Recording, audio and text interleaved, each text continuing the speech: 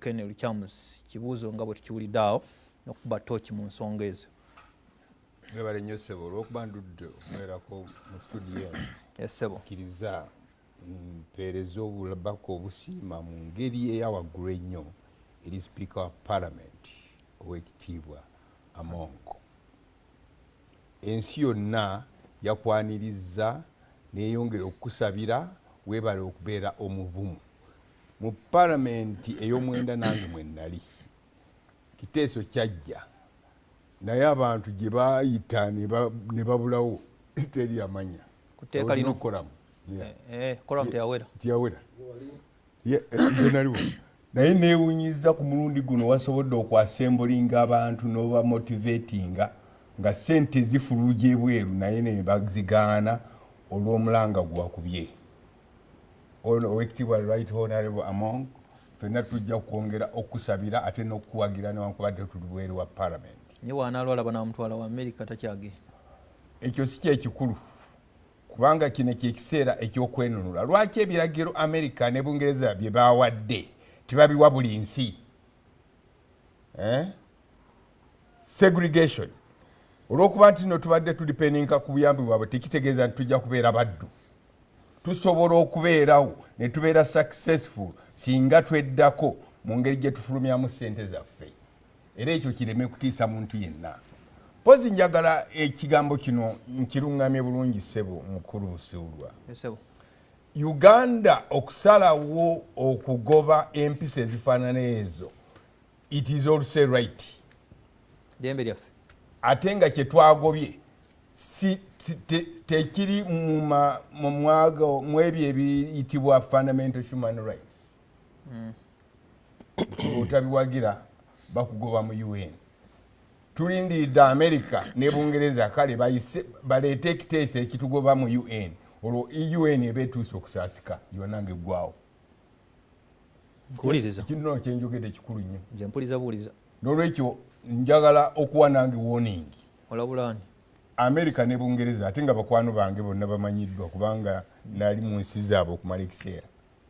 Tiwali na nsonga yonna lwaki muwa ebiragiro Uganda ne mubanga abagamba nti tugenda kutambulira ku ntoli zaabwe. Ku mulundi ogusookedde ddala nsaidinze ne President Museveni ate nga kiringa ekivve awalala. Ogusookedde ddala ku kintu ekikulu ng'ekyo. Saidinga naye okola nti yatuwagira ne tufuna ne kutuzaawo Bwakabaka. Ekyo si kirinaako debate. Nensaidinga naye ku kigambo kino ekyokugoba ekiyisa ekibi ekyo ekya homosexuality. Under the constitution naye nga sinaba nagenda mu constitution Bible eri very elaborate ku kikolwa ekyo kive.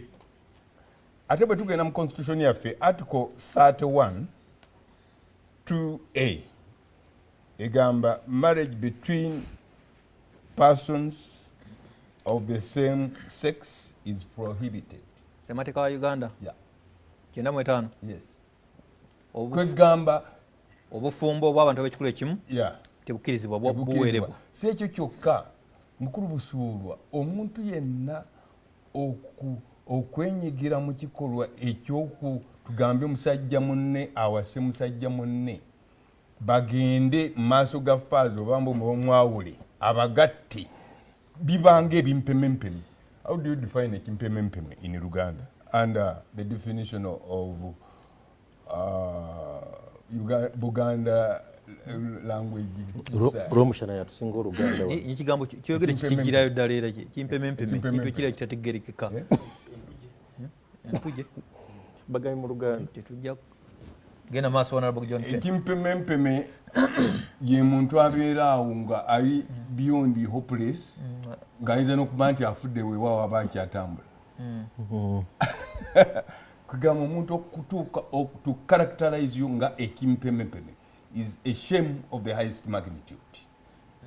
Njagala n'olwekyo Mr. President sir okwebaza okuba nti wavuddeyo for the first time ndowooza nenvayo open. Yes, omwebaza. Ate era ne Parliament ya Uganda nenjebaza nnyo okussa ekimu newankubadde waliwo ebisiikirize bingi ebyendowooza. Omwebaza naye ogambye America n'abazungu temulina buyinza kutulagira. Lwaki loza bavaayo nga babalagira kuba mulina kye mubafunamu. America terina buyinza kutulagira naye kwebadde esinzira okutulagira nti okutuwa ebiragiro olwokuba etuwa sente zidde ebbali tusobola okugeneratinga obugagga bwaffe sustainably singa tugoberera amateeka aga economies of scale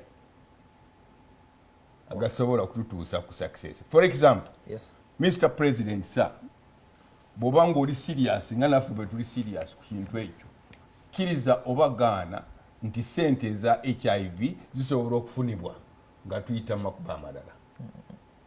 Tusobola ozifuna mu Saudi Arabia naye nga tukendeezezza ensaasaanya yaffe locally.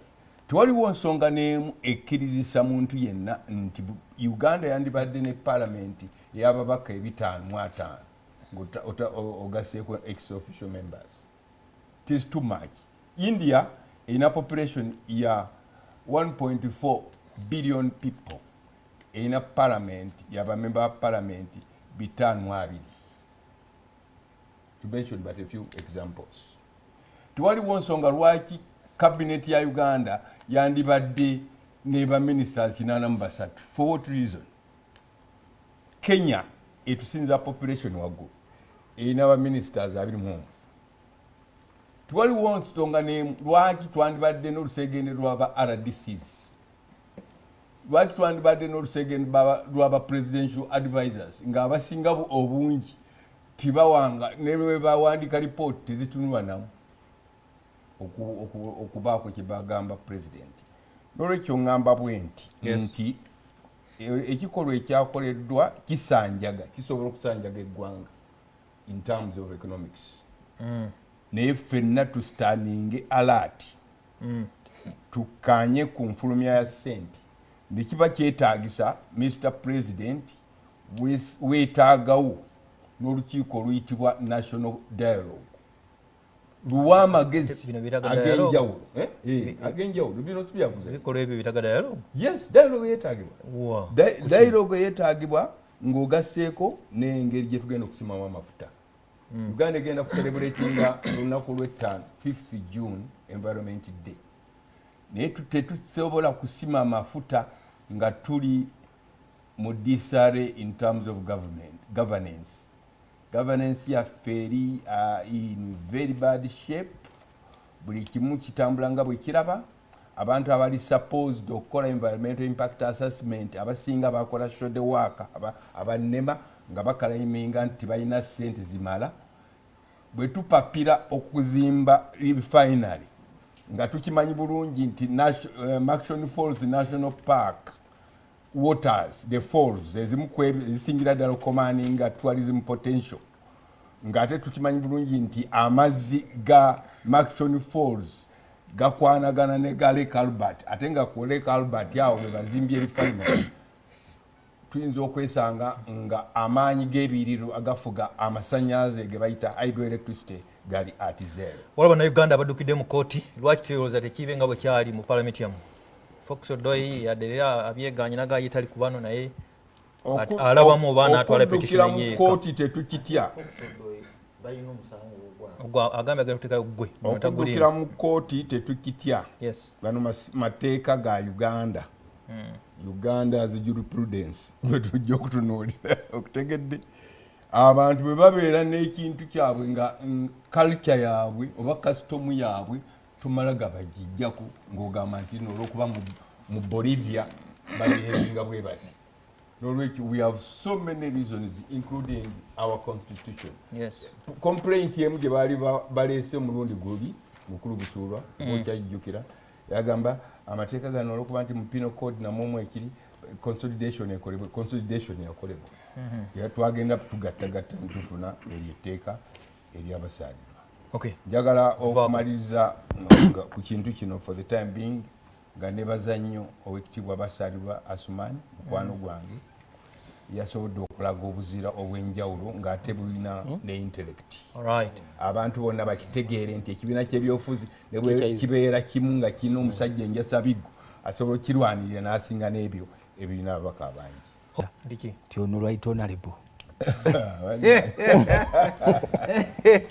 Sebo neyanziza nnyo mukama wange nzikiriza nsooka okubuuza ku bansindika mu palamenti abantu b'Essemuto mbalamusizaako nnyo ab'Ekapeeka Kaasangombe Nakaseke mwebala okukola enkuba etonnya biro byakwekalakaasiza mu nnimiro njagala kwebazaako naddala omwami wa Ssaabasajja Kabaka omukulu Mujabi ekitundu ne mukulu Shafiika Ekiziba n'okusaasirako ennyo omwami wa Ssaabasajja Kabaka Ssaalongo Wamala Joseph ebisanja ekyotera omulwadde ali mu ddwaliro awo Emmengo Ssaalongo Wamala Joseph ebisanja ekyotera nkusaasiddeko nnyo n'okusaasirako naddala muwala waffe mukyala Matilda kibi nnyo kuba nti oli mulwadde tusaba Omukama akugumye era akusuuse mangu njagala okusooka okubira omulanga abantu baffe mu ggwanga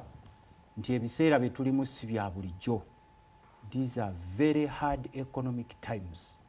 Tezibeerangawo ebyenfuna biri bubi nnyo nnyo nnyo nnyo nnyo mu ggwanga si Uganda yokka n'ensi yonna ffe tutambula n'olwekyo bw'obadde ospendinga miliyoni 2 kati tandika okuspendinga emitwalo 5 ebyenfuna bibi nnyo globally abalala tebasobola bibagamba neffe tubagamba mwekwatekwate ebyenfuna bibi nnyo mu ggwanga. Njagala kusaba ne mukulu Museveni kino nkikugambye olinzijukira luvannyuma nga bakututte entyagi welfare y'amagye ne poliisi mugirowoozeeko.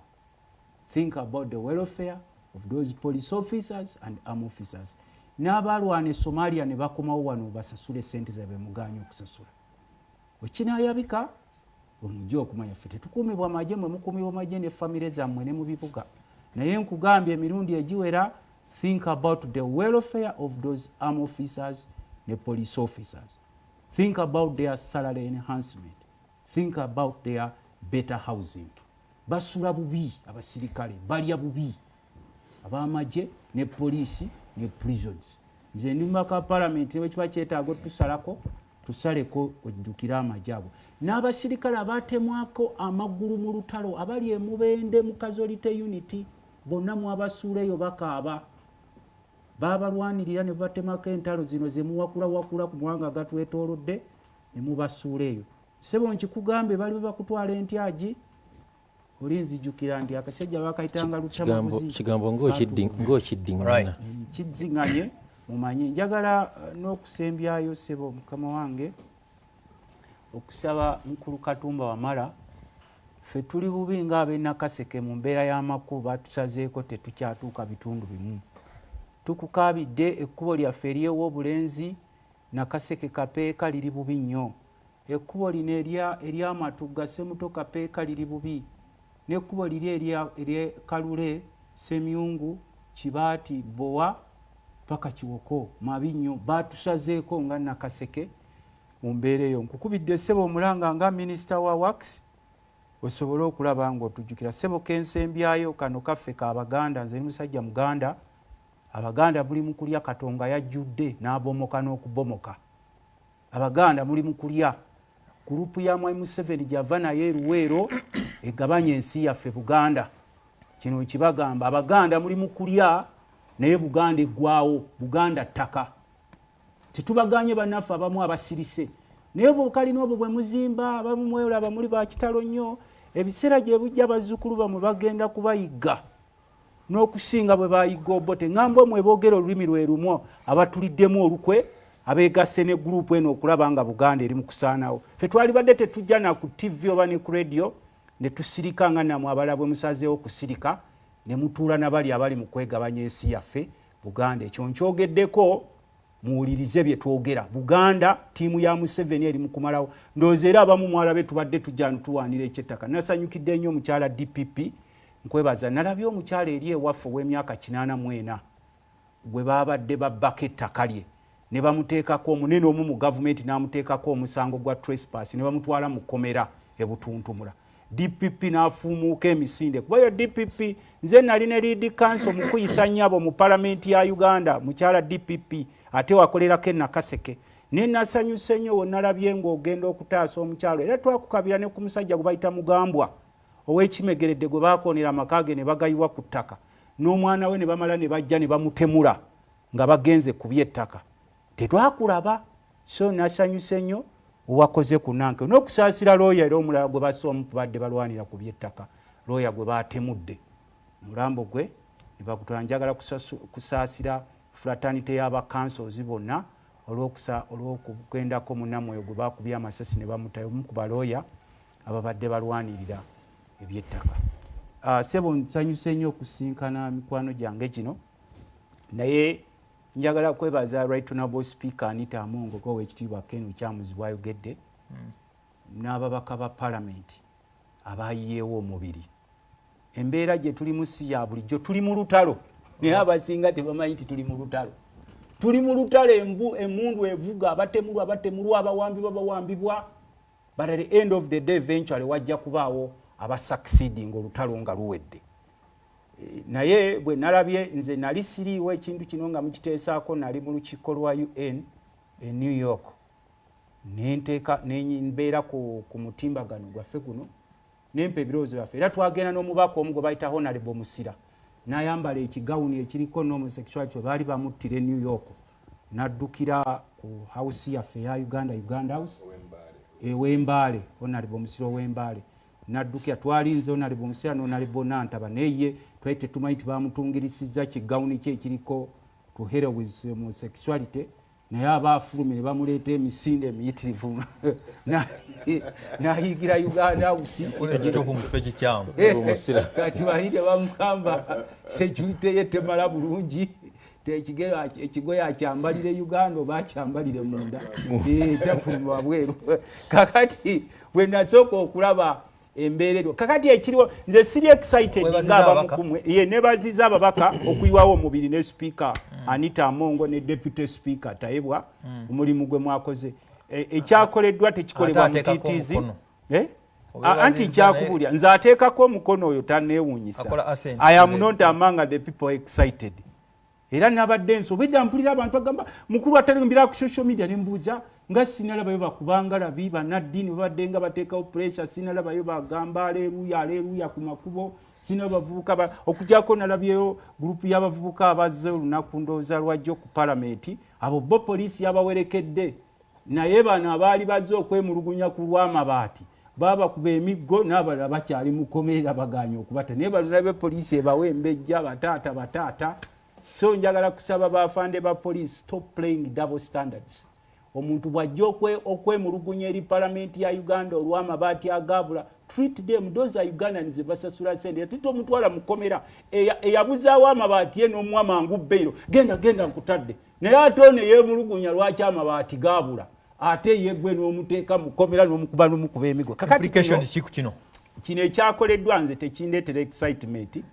Why I'm not excited, I'm not like other Ugandans. Omanya abantu bangi wano babataddemu bye bayita diversions. Museveni musajja mugezi era okuva edda asambisa abiri kati asambisa abiri abatamutegeera nti asambisa left ne right mwe mulina okuba excited.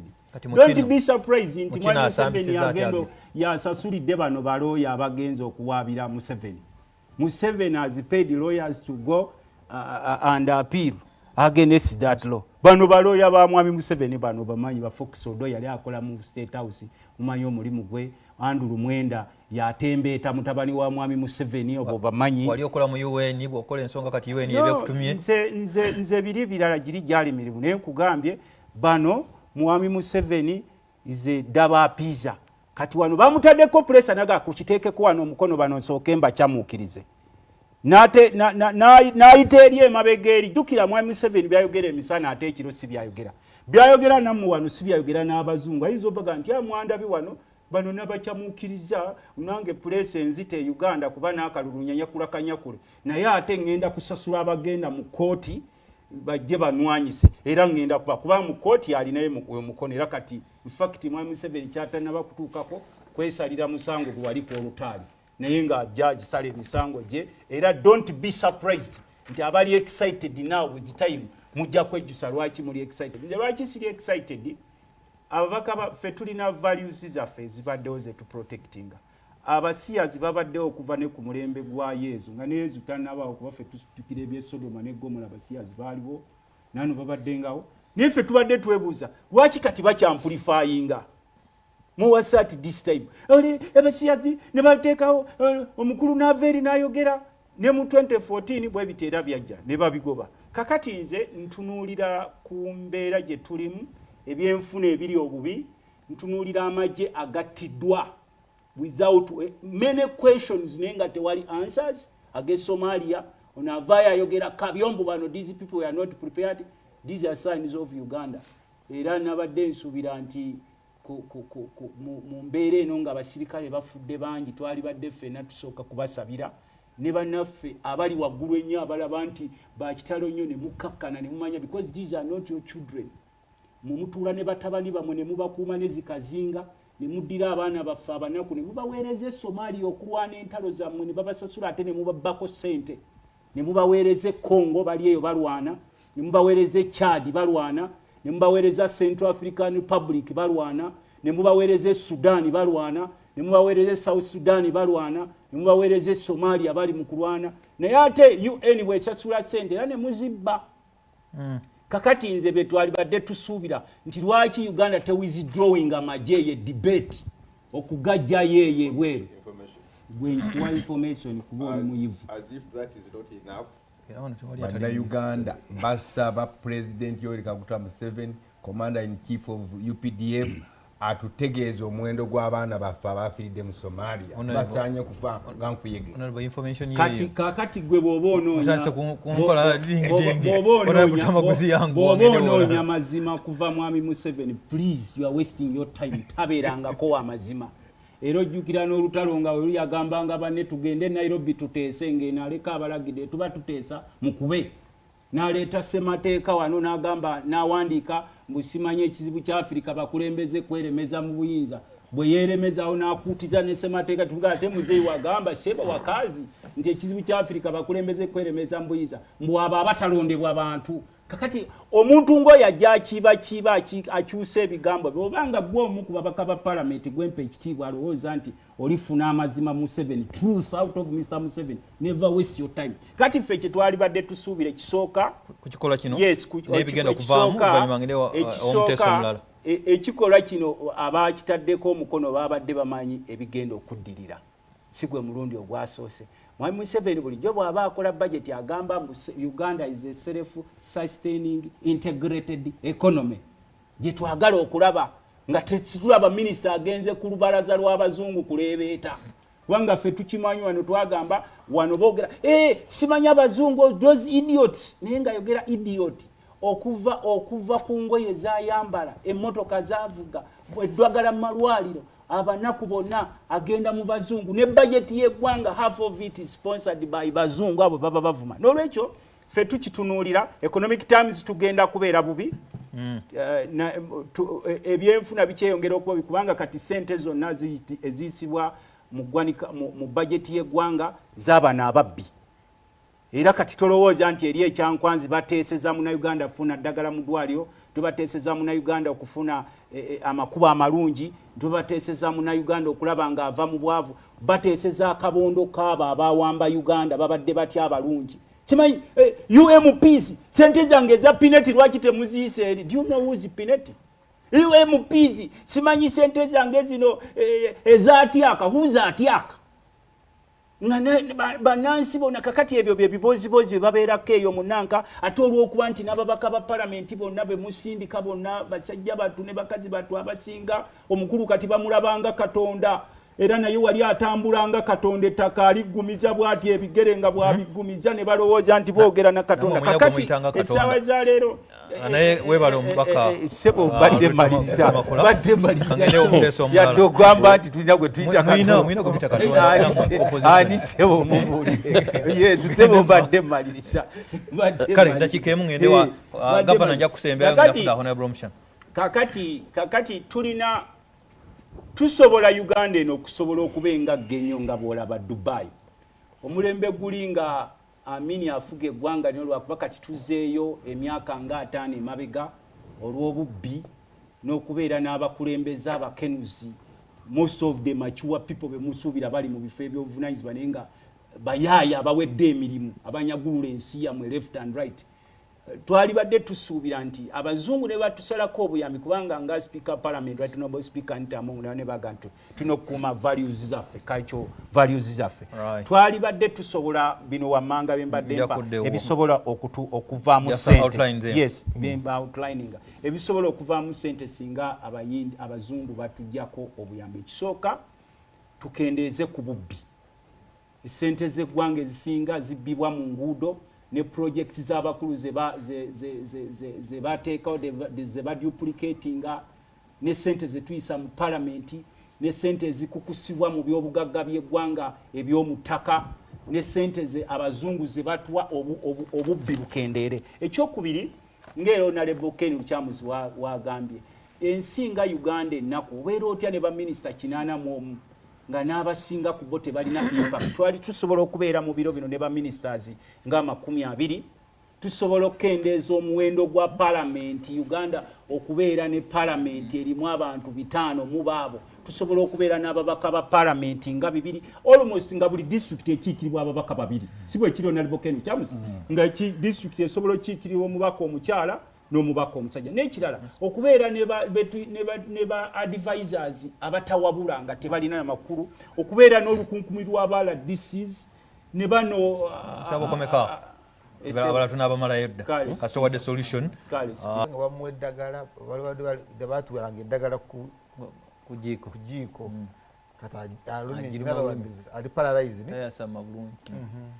naye njagala tunuulira omuganda ng'ayogera ekyo akyogeza nnaku alimye jiko wabayo ali waba mu nnaku kasita agamba nti owaye wategedde awo masisanyu omanya sanyu wategedde wategedde omulwadde alumye ejjiiko kakati wali omulwadde gwenengera alumye ejjiiko mulwadde alumye ejjiiko ali luddawo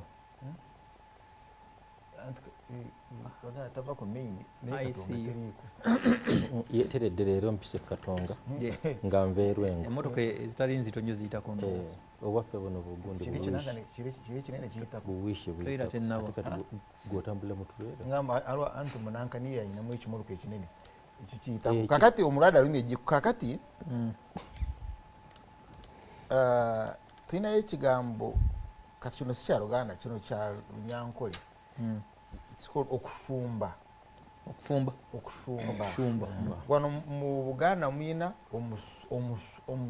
omusumba that's omuweereza ku kyaki but eri okufumba economically family yo bwe biganda tokyayina ttaka tokyayina lusuku toyina kyoyina kati ogenda wa musajja munno ne family yo noyingira nakuwa akatunda omutaka leka tunomuwa leba nga tokolera sente naye okolera mmere so we call that one okushumba.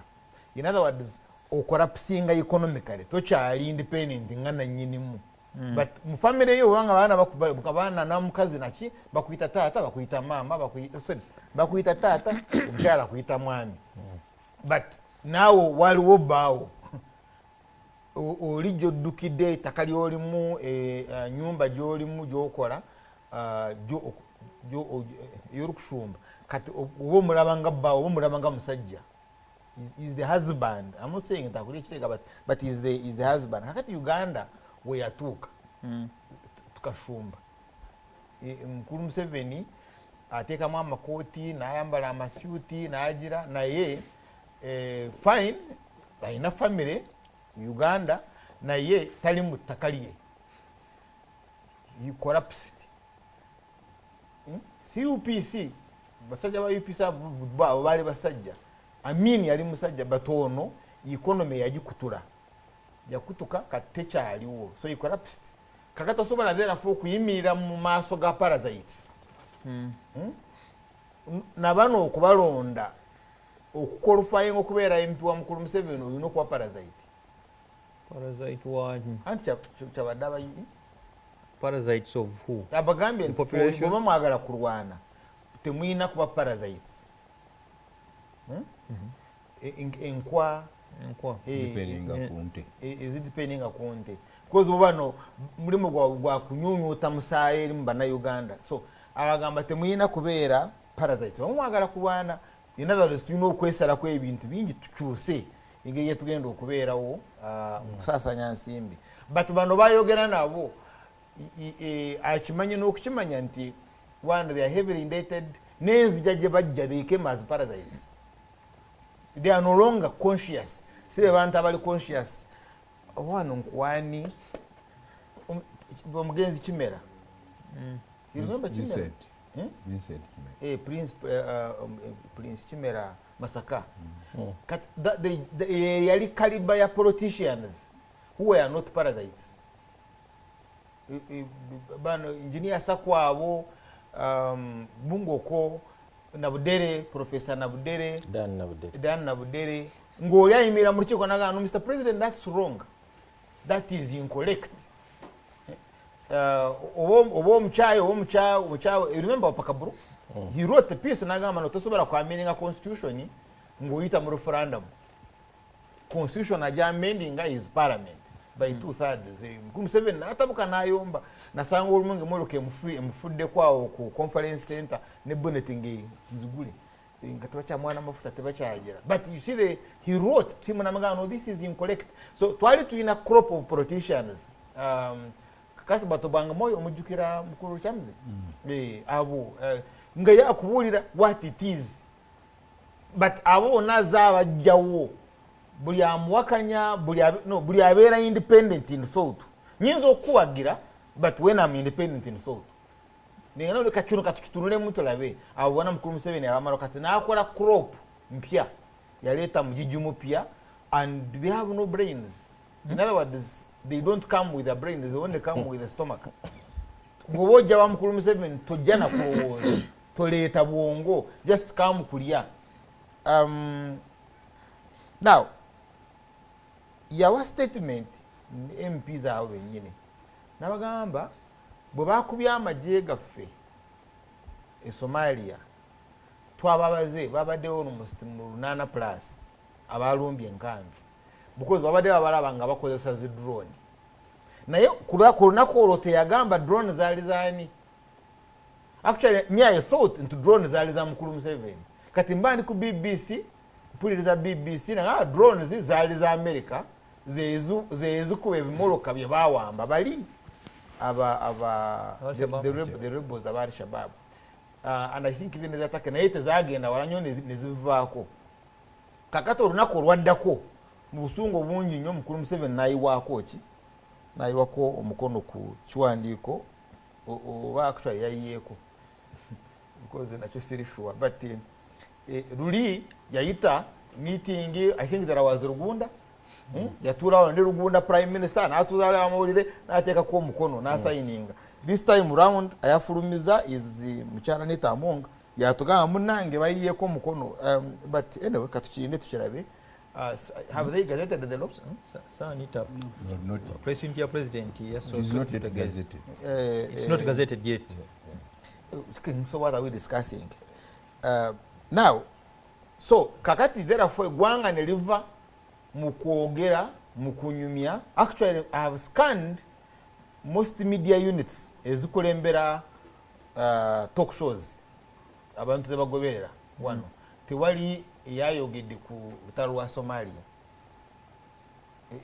ingeri gye batukubye Somalia sinakulabako abalina topic eyo because yakireeta mangu ajjewo kiri naye alaba akyogerera nnyo balwanye nnyo okulaga nti ataddeko omukono which is okay but you see debate ya anti-homosexuality law ekizibu kyeyina mu Uganda n'abagireeta n'engeri gye bagivuga bw'oba ng'olina ekirowoozo ekirala mu ngeri gye bakiyisaamu they blackmail you baga gwe owagira bisiyaga I don't get what I mean if you want to bw'oleeta contrary view noga naye bw'omuba mugamba don't disclose bw'oba mugamba bw'omanya omuntu akole ali ebisiyaga n'otamwogera myaka 10 if you get to know not reporting 15 15 now kati no bagamba but how about a doctor oli bamulide ekisiyaga bamuononye mabega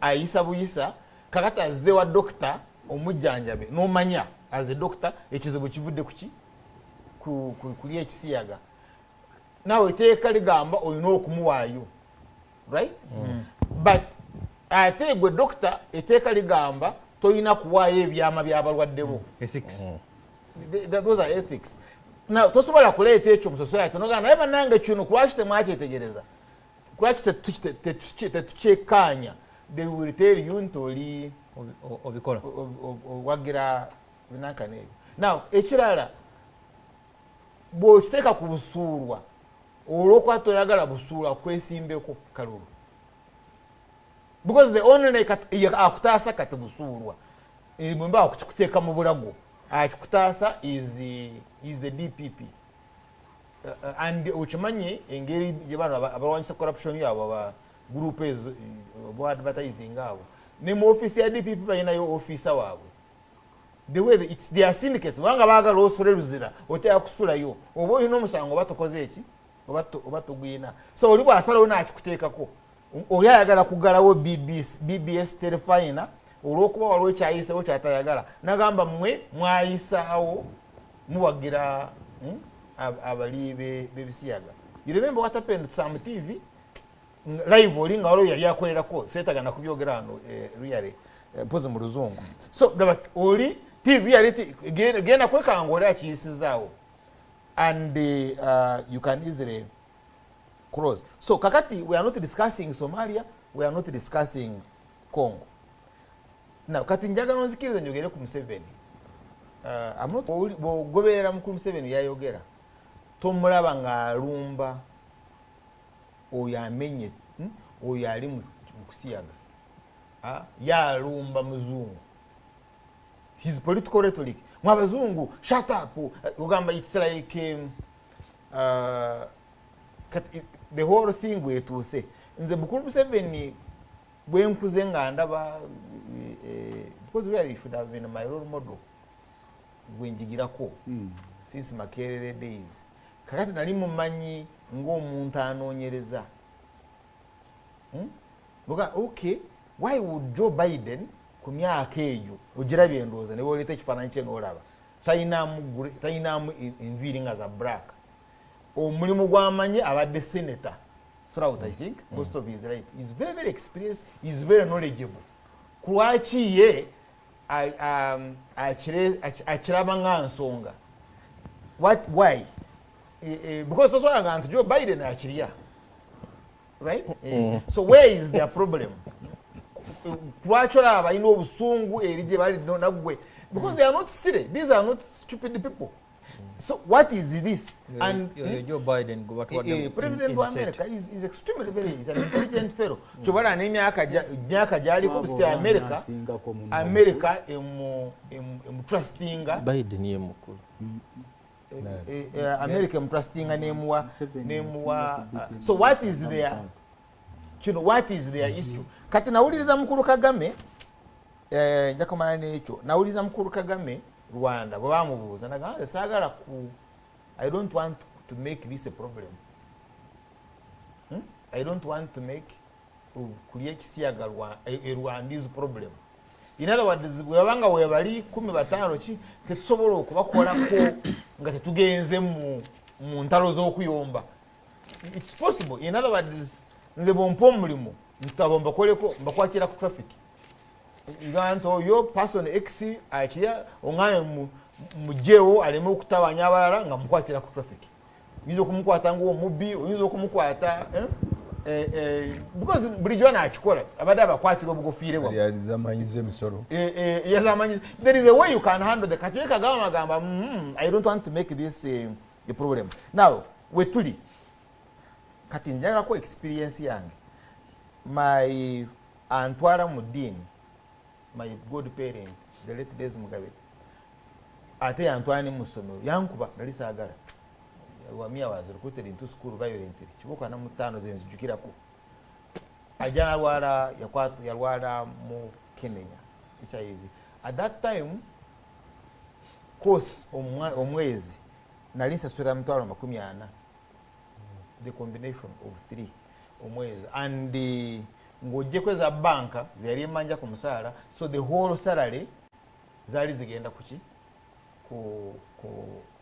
kuddagala and mbandi awo kuje CRC ningamba I think was it babo abewaffe eyo yali agikulira nanga n'olwomushana tuyinawo cheaper option it's called the premium $2,000 so $2,000 that's 4 times 4 that's $8,000 that would be okay nampe eddagala eryo bwe ndiwo omusajja the color changed instant nafuuka black nga bwolaba ekooti yeeyo kati nkoma okureportinga eddagala kyekivuddemu nebakuba engoma basanyuka nnyo say why because we want to know this drug is on trial tuligezesa tulabe kakati awo tufunye results nti ngenda okwetegereza nga kumbe lino eddagala World Health Organization yali tenana kuliyisa it was indeed on trial so bwogende wafeeyo abantu bangi nnyo bino bya mugiyita ki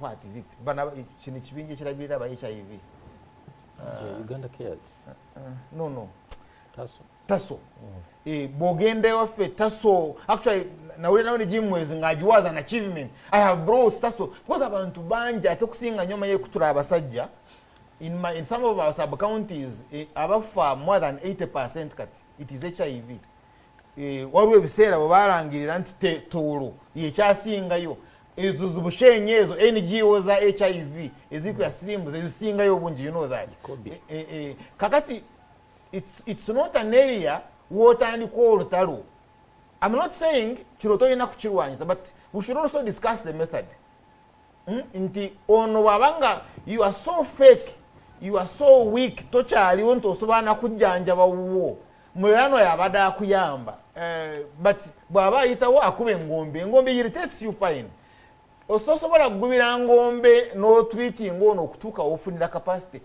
those are areas we would be debating but ekizibu ekituyina is you can't discuss that so ogenda kutaasa abeeyonoona consciously kyofa then ofiirwe 2 million people because if nabantu ya kyankwanzi nga bava kyankwanzi nga bagamba tubadde tufulumya 1 billion 1 billion or 1 trillion ku ddagala lino kakati tugenda kuzijja wano kyengamba you see if this was what was coming from kyankwanzi ne bagamba tubadde tufulumya 1 trillion ku ddagala kubeesaawo bano kati America bwe bagenda kuzisalawo kuzijjako then tugenda kuzijja wano ne wabaayo n'ekiwandiiko kati awo n'alabadde enkuba embaga ningamba okay muli basajja you are not prostitutes nga Mukulu Museveni bwagamba or you are not parasites but just muli awo rhetoric and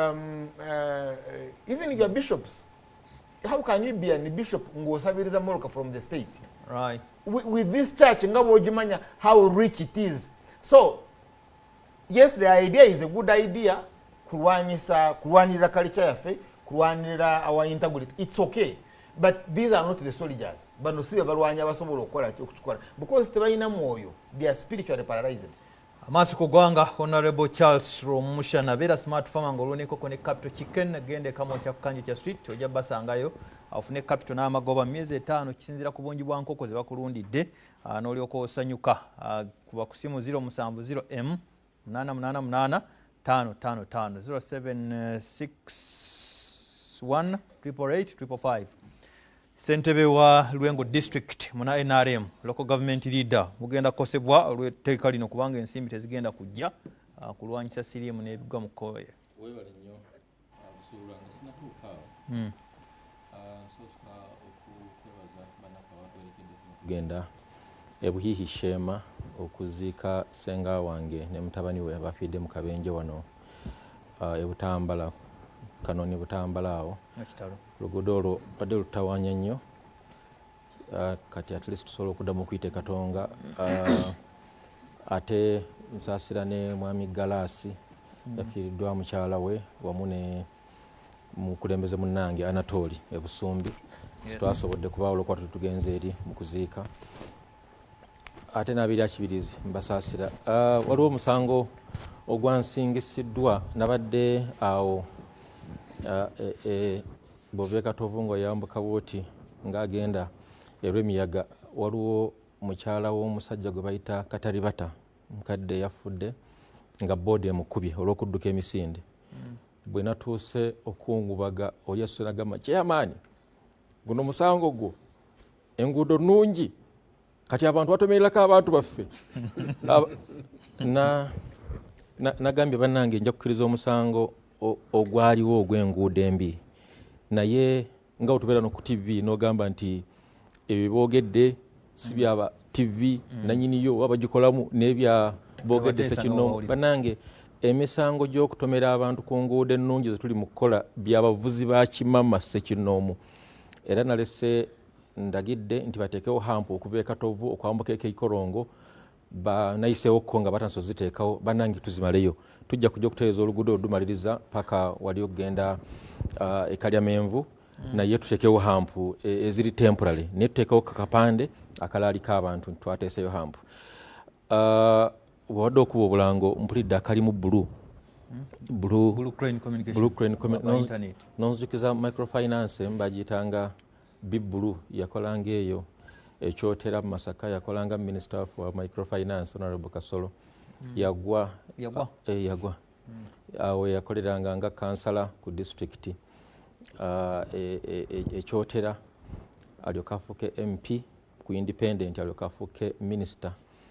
Yabaddeko ewaka nga tujjaguza olunaku lw'abakyala n'agamba nti kati ono ssentebe wa district ate ayagala kufuuka MP kisoboka kitya? Gwani akagamba nkateeseko ne ku sitasi yange gwani yenze Kitata Ibrahim Al-Malik. Olaba gwe kansala ow'abavubuka wafuuka MP ne minister kati olwo ssentebe wa district. Naye ntuusa obubaka buno eri bannalwengo nti mwebale kusonda ssente ku lunaku lw'abakyala. Ffe nga district mu mulimu ogwo tugenda bawa ba engineer abakugu okusobola okukakasa nti ekizimbe kizimbibwa bulungi kwegenda kubeera mu mbuga y'eggombo laffe Malongo. Ate tugenda bawa ne contractor ow'amaanyi azatuzimbira ebizimbe famuyita Mande azimba ekizimbe ekya milioni 600 ne kiggwera mu 555. Simanyi ngeri gyakikolamu. Naye Honorable Kasolo mukubiriza nti olaba bakomyewo erwengo amaanyi agateeke mu kusitula embeera z'abantu, agateeke mu kubategeeza emyoga bagifunye batya bagifunyemu batya. Ebyobufuzi byaffe nga bannalwengo tujja bimaliriza mu ggombola y'e Malongo. Ogamba minister? Mu ggombola y'e Malongo twalonda NRM 8-10. So kakati gwe eyalina constituency yaffe ey'ekyotera n'ogiwaayo mu Nuupu. Kati ogenze Masaka oli mu kutawaanya Bassenkungu Ssentebe oba tabudde ne NRM entono yabadde esigadde Masaka City oli mugimalawo. Atozze Lwengo mu kifo ky'okutandikira mu Bukoto South gityaye n'Abanuupu. Ate oli mu Bukoto West gy'oleese obutabanguka e Malongo waakiri wandizze wano ekyazanga. So kitange yaŋŋaana okuddamu abantu era sijja muddamu n'ekino kikulu omuntu atabangula NRM nga yamaze ogisuula ewaka ekyotera.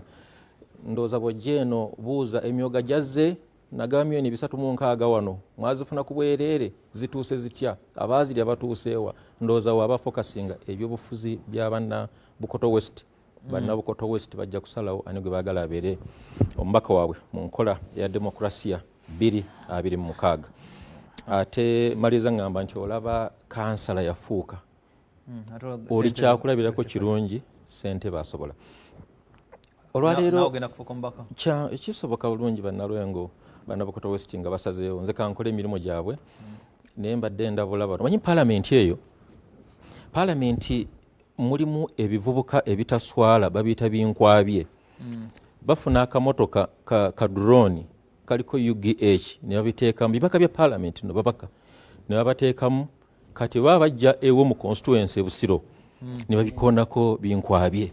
Kakati bwe tutuukayo Busuula yantawaanya kati omu ku omu ebivubuka binkwabye ebitaswala yogera ku Kitata yogera ku Kyama LC5 yogera kwani ebivubuka bino binkwabye guno mulundi gwakubiri nga bijja Lwengo kwogera ku Kitata.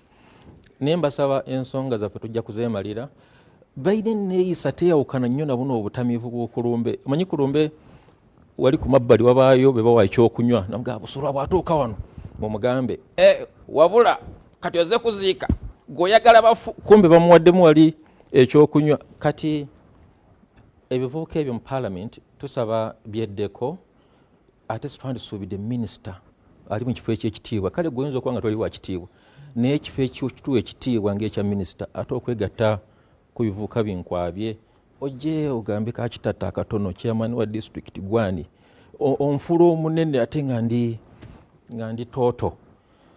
So ndowooza ekyo kikome ku olwo ku lw'obulungi bwa NRM n'okusigala nga tutambula wamu. Tuzze kuteesa ku tteeka ly'ebisiyaga President muyozaayoza okulisaako omukono njozaayoza Parliament kyaddaaki oluvannyuma lw'okuba n'enzire nnyingi. Omanyi bw'oba onoonya ebizibu gye byekuŋŋaanyiza wano e Uganda bw'osukka Parliament bagamba nti ebizibu enkola etategereka bulungi bw'osukka Parliament bagamba nti obuze bakoonako Parliament ya Uganda bakoonako gundi ddayo obuze wali. Era Honorable Luttamaguzi alina kyatajja kugamba naye naye bw'aba anoonya akalulu ye bamumanyi nti muntu mulungi naye abantu beeri wansi bagamba mwenna mulya naffe tuwe. Era naye musajja wattu alina okulunda embaata ze alina obukoko bw'alunda buno obutono bw'ati abuggyemu ensimbi naye akole ki aweeyo. Musajja wattu kanveeyo eyo leero baakoze ku Uganda kyesuubira okuyisa etteeka lino ery'ebisiyaga. Honorable Omushana agiteesezaako naye enteesa ye ateesa abuukabuuka alabika tiyanjagala liyite naye ate mu Uganda amanyi liyita. Njagala kudda ku nnyingo ya demokrasiya. NRM erina principles nnya omuli pan-Africanism, omuli okwagala Africa, omuli nationalism, omuli patriotism okunywerera ku nkola etayawula na kusosola mawanga, socio-economic transformation okukyusa embeera z'abantu obajjeyo bali obatwale mu maaso, ne tulina demokrasiya nti abangi we basonza olunwe ekizimba we kyabikira. Abazungu bano bazze batugamba nti balwanirira enkola ya demokrasiya naye ndowooza enkola eno bagirwanirira tebagirwanirira bagyerimbikamu bwerimbisi. Bw'ogenda okwetegereza ensi ezirina amateeka amakakkali nga balwanyisa ebisiyaga nnyingi ku zo bazikoleramu be baziwa obukuumi be bazibeezaawo. Nja kuwa ekyokulabirako emu ku nsi esinga amateeka amakakkali kulwanyisa LGBTQ transgender byonna wamu ng'obigasa wamu ya Saudi Arabia. Saudi Arabia tolaba ffe twalina wano Iberia Company Uganda ne East Africa yali protectorate ya Imperial British East African Company. Saudi Arabia literally protectorate eya America. Base za America esinga obunene ziri wali zikuuma Saudi Arabia naye tebagisongangamu kkoko lunwe nti olwateeka lya bisiyaga kubanga Saudi Arabia nsingagga erina amafuta ate amafuta bageetaaga. Ekyokubiri ebayambako mu ntalo ze balina ne Irani n'obusi obuli awo. So banzukiza akatabo ka George Orwell aka Animal Farm nti bannange ensolo zonna amaka g'abawansolo ensolo zonna zenkana naye ensolo ezimu zenkanankana okusinga endala. So yo Saudi Arabia erwanyisa ebisiyaga n'amateeka amakakkali eyo nsolo ey'okumpimpi.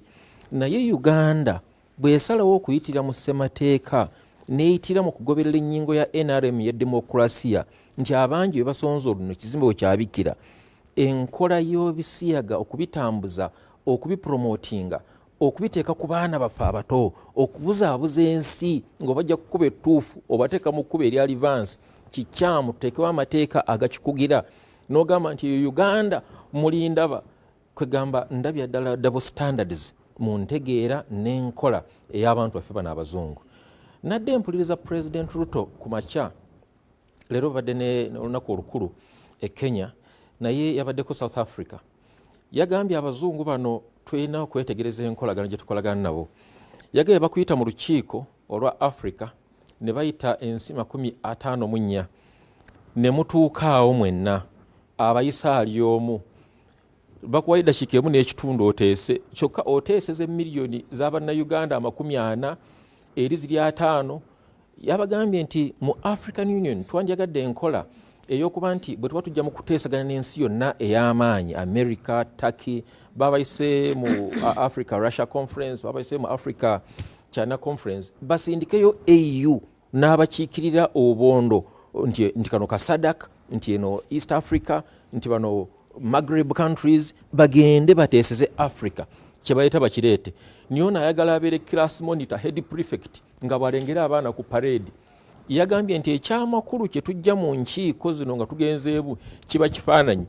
Motto era president wo kifaananyi bwe tuti bwe tuba tumaliriza ono tugamba tuyimiremu wano ntwekubisa ekifaananyi bwe tumaliriza nti ono kati mbutuufu Biden amulabi. Niyo omubuuza mwakkaanyizza ku ki mwayogeredde eddakiika mmeka? Nga ddakiika emu n'ekitundu gye baamuwadde yali temala na kuwa point of order. Kwegamba zino ensi zitunyigiriza olw'embeera zaffe. Ne president oyadde ayogera ekyankwanza olwaleero nga sifuddeyo ku kika ky'abaani bayogereramu neneeyisa yaabwe. Ayina kye yagambye nti through frugality mu kukekkereza tusobola okubaako bye tutambuza olw'ensimbi ezigenda otuvaako eziva mu bano abagayi b'obuyambi. Kamuwe ekkubo limu mukama wange ne bannaffe. Okunoonyereza okw'ekitongole ky'Abagirimaani ekya Transparency kwa 2021 kwalaze nti buli mwaka tufiirwa trillion 9 n'obutundu akatundu kamu ak'ensimbi za Uganda mu corruption. Trillion 9. Kakati GDP ya Uganda ya buwumbi 4.7 obuwumbi wa dola. Bw'olaba obungi bw'ensimbi ezifiira mu corruption singa nga bannayuganda twekoonako nga bwe twakkaanyiza ffenna tulwanyisa ebisiyaga tulina loosi gye tugenda okukola. Kati mu loosi eno gye tugenda okukola tusobola kwenyigiriza tutya nti munnange omubaka wa paalamenti abadde afuna miliyoni 7 ne zino ze mukubirira ze mujja okujaajamya gye mukola ki guweenyiza otya? Gwe ssentebe wa disitulikiti afuna akadde kamu n'emitwalo 76 guweenyiza otya? Kati nganze emyaka 2 nvuga mmotoka yange ekimotoka kyange abantu kati n'obwana obuto bugamba kyamaani wuuyo kiri awo kikadde kyamaani wuuyo naye nakyo kinkoledde omulimu gw'amaanyi neebaza Katonda nti weekiri. Emmotoka ya miliyoni 2 ogiwa omubaka okwejalabya okuli mu gavumenti. Singa twesonyiwa okwejalabya ne tukwatiramu Katonda ku bulyake tusobola okuzza ogutundutundu gw'ensimbi nnyingi okusobola okusigala nga tutambuza emirimu gyaffe mu Uganda.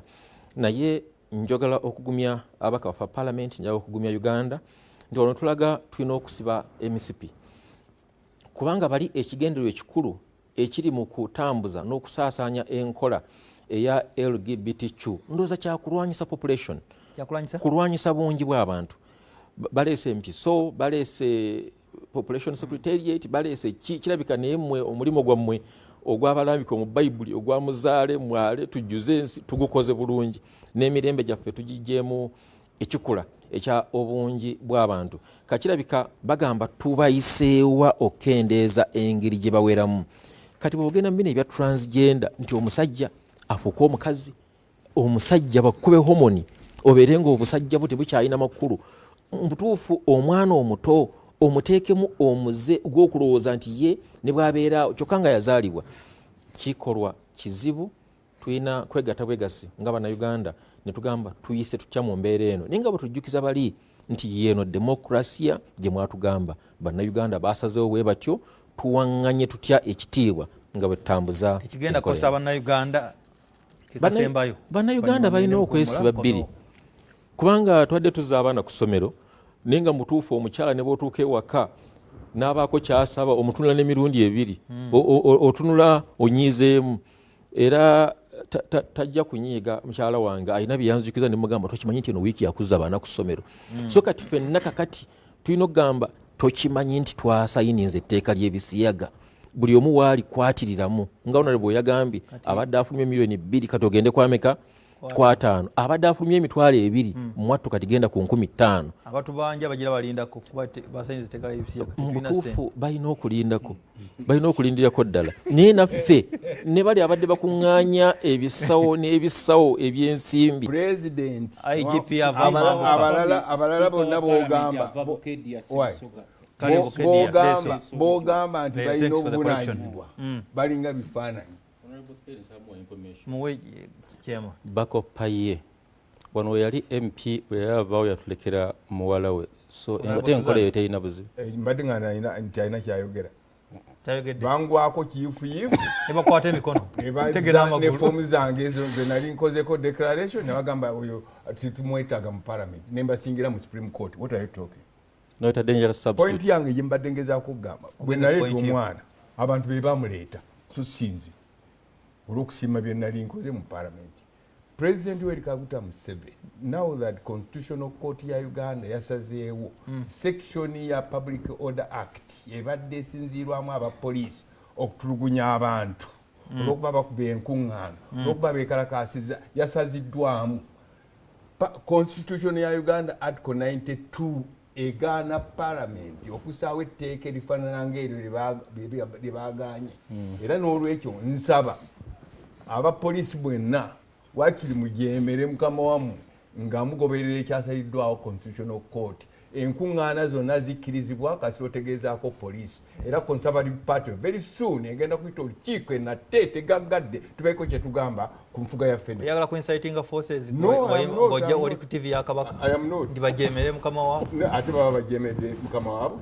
Constitution yebawa amaanyi. Article 29 1D egamba bw'obaako n'ekikunyiga kasitwato kasuka mayinja oli wadde emikuba ku kyogamba publicly.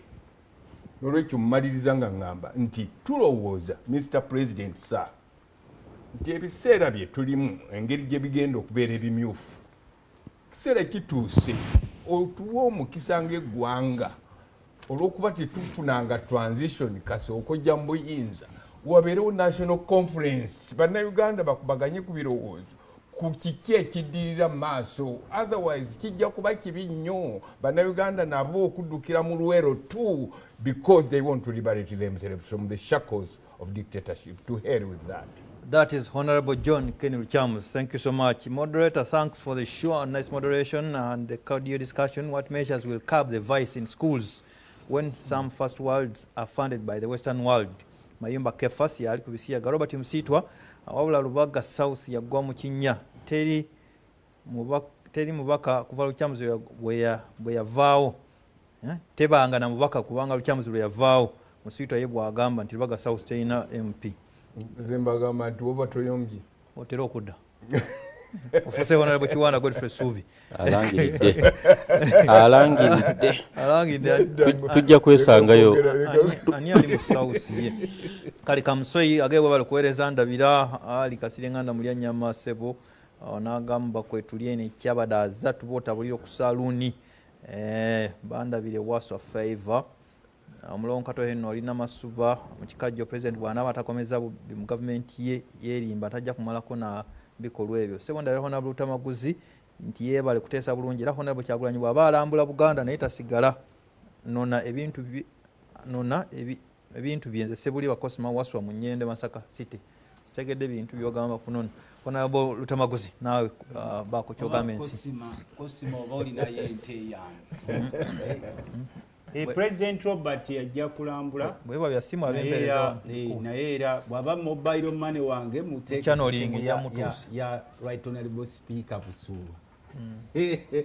Kati sebo njagala kwebaza nange abadde batuliza omwami wa Ssaabasajja Kabaka mwami Mulima wa Mukono's Hope International Learning Center Mukono sebo webale butavanga Terefina Father Bossalinas webale okutulaba Chairman Nanjwenge Kabeere Kansala Lwanga wali ekapeke betulaba n'abalala mwenna ndaba mubadde bangi mu ssonyo lwakadde.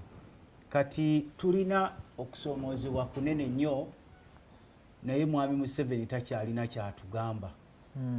Era n'abazungu batutunuulira batusekerera n'atuzanyira ku bwongo n'azanyira ku bwongo naddala mmwe batwasa batulo abafuluuta.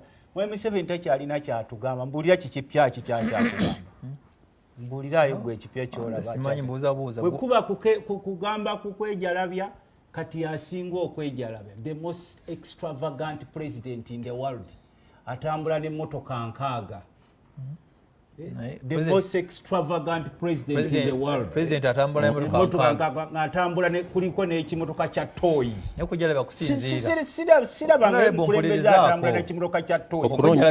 Okunoonyereza kusinziira ku ki? President ga ine motoka nkaaga. More than 60 feet. Ine mu eveno paka ikanaye atayina yo ngamba wekyala. Ogibaliramu emmotoka nkaaga. Honorable Luttamaguzi ayine emmotoka.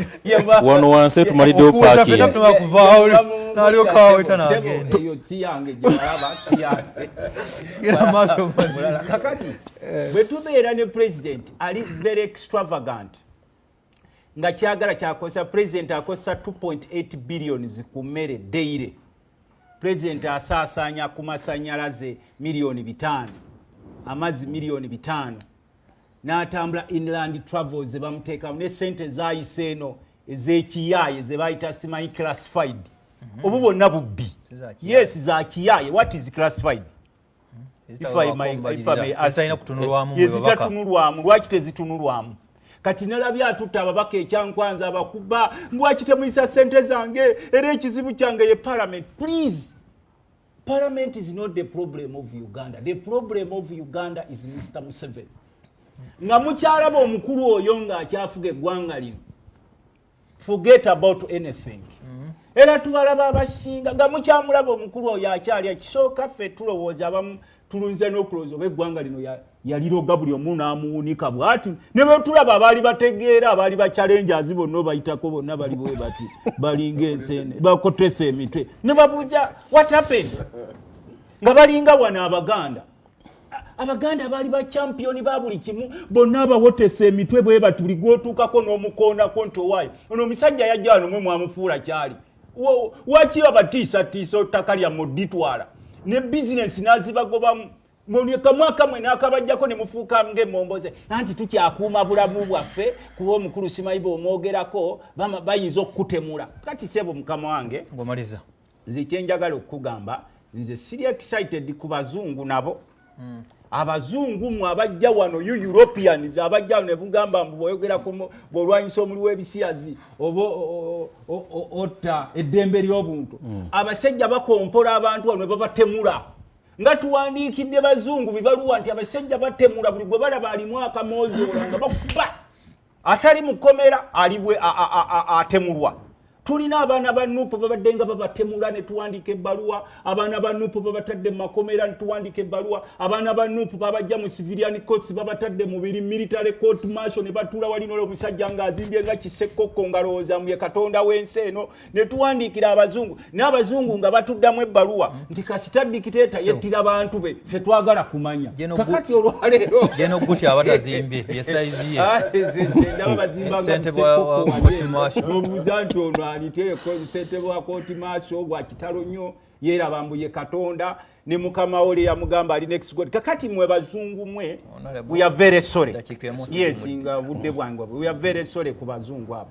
Bwe batutemula temulaba eyo teriba ddembe lyabo. Bwe batuwamba teriba ddembe lyabo. Abantu bonna mu byalo bano abasajja abajja wano nga beepise babagobye ku bibanja bonna babayinza akakanja si ddembe lyabo. Kakati naffe tugamba nti okulya ebisiyaga si ddembe lya buntu. Ensonga lwaki olaba nti n'abamu ku babadde basuubira okugendayo eri okudifendinga kubanga ababadde basuubira okugendayo eri okudifendinga beekubye mu kifuba ne bagamba no tetusobola kuluzinga values zaffe lw'abazungu. Naye nga bwe mbagambye omwavu taba na choice. Omukulu ono afuga eggwanga lino mugezi gwazanya ekiro azanya mulala n'emisana azanya mirala byayogera mu bazungu birala ne mu baddugavu birala nnyo byayogera mu bannaddiini birala nnyo kubanga yakimanyi nti bannansi temumwagalangako. Mu ddakiika ng'emu etawera njagala kukubira omulanga abantu baffe sebe eno tewera ng'agenda okutandika. Njagala kukubira abantu baffe omulanga naddala mu abali wano mu Buganda tuggwaawo basajja bakulu mwe naddala batakyalina nsonyi abatunze n'ettaka ly'ebika n'eryebiggwa ne mutunda ettaka lyaffe ery'ennono Buganda ttaka neyanze baba kugoba ku kibanja ng'oli weewaffe mu Bulemeezi Nakaseke eno essimu yange Chairman kamwe busegenza yogera simu eno. Eno esimu yange nga bakugoba ku kibanja kyo kuba abasatuusi bangi kati wano. Some esimu. Esimu yange eri 075 ng'oli wenna Kaseke 075 nkaaga mu mwenda 0757 694754 neyanziza Wangaala ayisa abasajja kabaka wa Wangaala nnyo. Ekimu kunjaga kuna Luttamaguzi tava ku kyaliko. Tava ku main. Bw'aba ateesa tavaako. Naawe tova ku main ye Rwengo. Ne bwa yadde kasola akulumba. Ne bw'aba ateesa wa. Webale program sebo nebaza kitata Ibrahim olw'obuweereza obulungi eri ensi yaffe Uganda ne Rwengo okutwaliza wamu yebale okuteesa obulungi.